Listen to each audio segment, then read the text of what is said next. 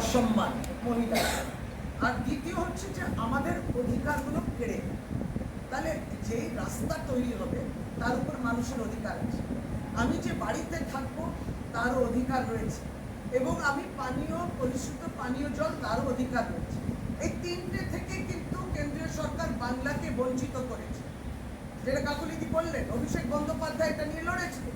আমরা 2রা অক্টোবর ছিলাম দিল্লির বুকে, মহাত্মা গান্ধীর সে মূর্তির কাছে আমাদের অধিকারে লড়াই করছে। কেন বন্ধ করেছে? আর শুভেন্দু অধিকারী, আপনি গতকালকে সন্দেশখালীতে ভাষণে বলছেন যে তারা ক্ষমতা এলে 3 লক্ষ টাকা নাকি বাড়ির জন্য দেবে। বলছে 1.5 লক্ষ টাকায় বাড়ি তৈরি হয় নাকি? তাই নাকি? আপনি 3 লক্ষ টাকা দিচ্ছেন? আগে বলুন তো, কোন কোন রাজ্যে যেখানে বিজেপি সরকার আছে সেই রাজ্যে কোন কোন রাজ্যে আপনি 3 লক্ষ টাকা দিচ্ছেন? বাংলার গরিবকে তো দিলেন না। কোন কোন রাজ্যে আপনার সরকার যেখানে সেখানকার গরিব মানুষের জন্য 3 লক্ষ টাকা দিচ্ছে?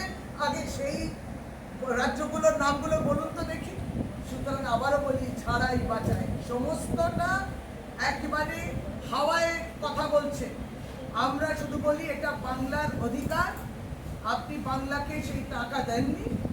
বাংলাকে 1,75,00,000 এত টাকা, লক্ষ কোটি টাকা আপনি বঞ্চিত করেছেন গরিবের ঘর হওয়া থেকে, বঞ্চিত করেছেন তার রাস্তা যেন তার তৈরি না হয়, আর পানীয় জলের জন্য টাকা বন্ধ করেছে। অর্থাৎ অধিকার কেড়ে নিয়েছে, সম্মান কেড়ে নিলে, অধিকার কেড়ে নিলে।